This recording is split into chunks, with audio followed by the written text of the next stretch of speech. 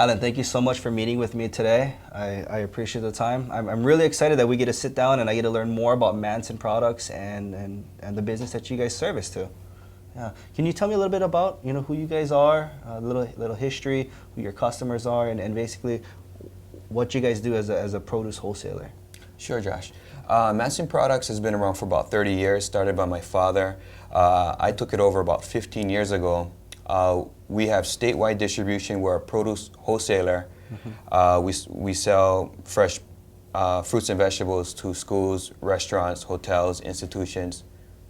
And what percentage of like local produce do you guys sell to? Like what do you guys carry? I would say 30% of our inventory right now are locally grown produce. Okay. And any specific produce is in higher demand?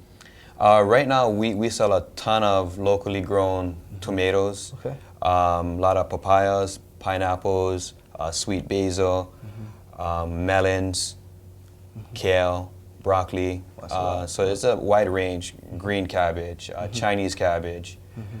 So yeah, that makes up pretty much about 30% of our inventory. Oh, that's great. And as far as the trend is eat local, farm to fork, farm to table, and we're hearing that nowadays. Are you getting a lot of calls from restaurants that say, "Hey, Alan, we want something local. What do you guys have? And what is the trend on? What's your take on that?" That's pretty much one of the first questions they asked me is, what items are locally grown that you carry? So I'll give them a list of everything that we carry that's local, and they'll pretty much determine their menu from that local list that I give them. So that's a huge trend that you feel that's...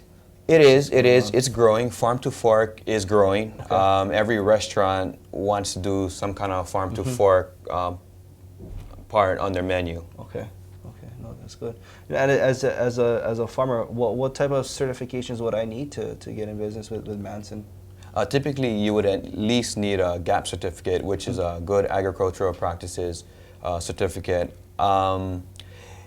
There's also one step above that would be a full-on food safety audit, which can take anywhere from 4 to 6 hours to conduct an audit. So the inspector will go and check your facility, check all your paperwork, your documentation. They'll check to see what kind of chemicals you're using, if they're approved, pest control, temperature control. So it's a pretty extensive audit. The state of Hawaii actually does help you obtain that. Obtain all the certifications. Okay. And any other specific requirements? Let's say if a national chain wants to use my farm as to purchase produce from, or if a hospital and any other specific requirements. A national chain would typically send over their own QA team, quality assurance team, to inspect your farm and approve you as a supplier for that specific concept. Okay. And their guidelines are typically a little more stringent than a regular food safety audit. They're very specific as to how they approve their suppliers, and it depends on if it's a high-risk item or a low-risk item. So if it's a high-risk item, they'll be extremely stringent. Okay. High-risk item would be something like bean sprouts, leafy greens, something that's consumed raw, versus something that's consumed fully cooked. Okay. And then, what type of packaging would I need as far as delivering to Manson, or shipping products or something?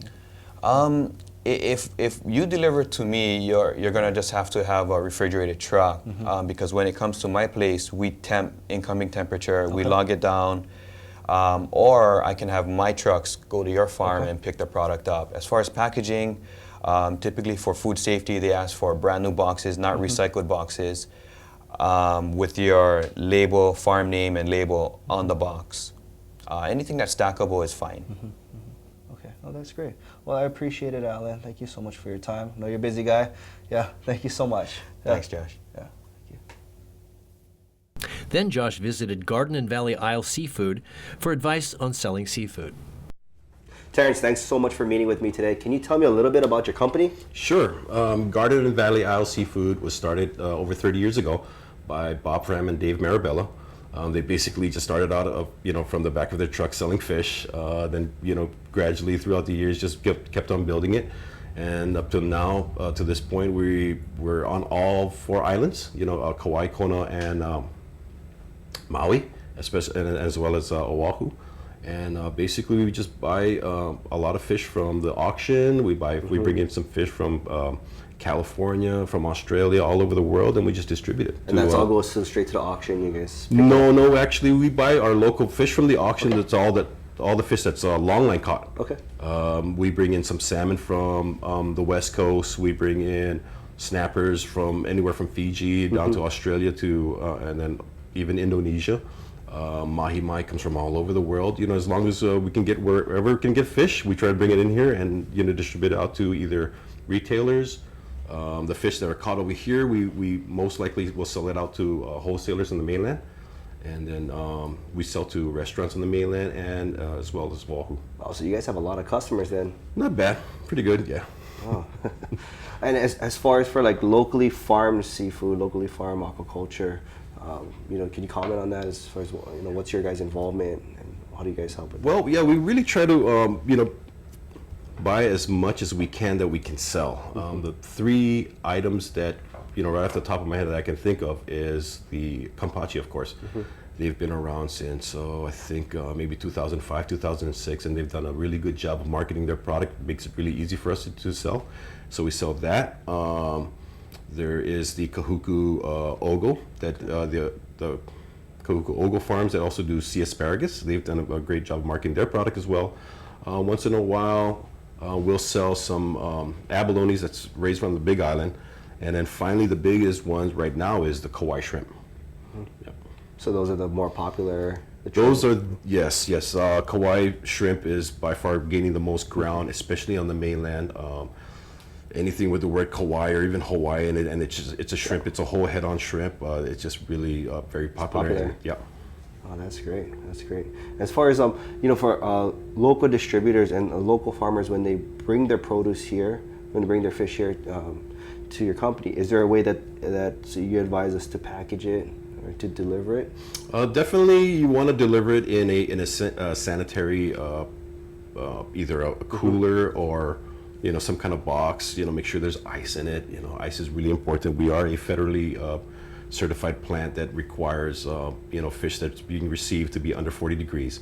So you cannot bring it over here without any ice and it's warm. You want to keep it covered because you don't want to expose it to the sun. Because sun-dried fish is not nice. But other than that, yeah, just make sure your containers are clean and your fish is cold and good to go. So Terrence, what's your opinion on locally farmed tilapia? I like the idea. I think it has a really good potential. It's a product that we can raise locally that's sustainable. Any other advice as a local farmer that you would give? Well, just like any other aquaculture product, you want to make sure that your sizing is uniform as much as possible. You want to make sure that your fish that you bring in, you don't bring in anywhere from a half a pound fish to a 2 pound fish and just dump it all on their laps and say, okay, you guys have to deal with this. I want X amount. Yeah, that makes sense because Yeah. I mean, as the wholesaler, you're like, okay, I got so many man hours and I gotta weigh the fish and divide it. So that makes sense. Right. And our main goal, especially in seafood, because it's very, very perishable, is to get the product in and out as soon as possible. You don't want to sit on it and because you have to sort it. Salespeople will look at it and going, oh man, that's a mess. I don't even want to go through that thing. They just want to go, oh wow, that's beautiful. Look at all that fish. It's all uniform size. Get on the phone and call the chef and say, hey, I could get you. Instead of Thai snapper, how about some locally grown sunfish? Something else. Yep. Yeah. Well, that's great. Yeah. Thanks, Terrence. I appreciate all this advice that you've given me. Sure, we can do some business in the future together. Awesome. Looking forward to it. Yeah. Thank you. Great. Thanks. Thanks for watching this movie. It's been funded by the USDA's Agriculture Marketing Services Federal State Marketing Improvement Program and the Hawaii Department of Agriculture. The information in this movie is for the viewer's reference only. The Hawaii Department of Agriculture does not guarantee its full accuracy. A new farmer should do his own due diligence before starting a farm.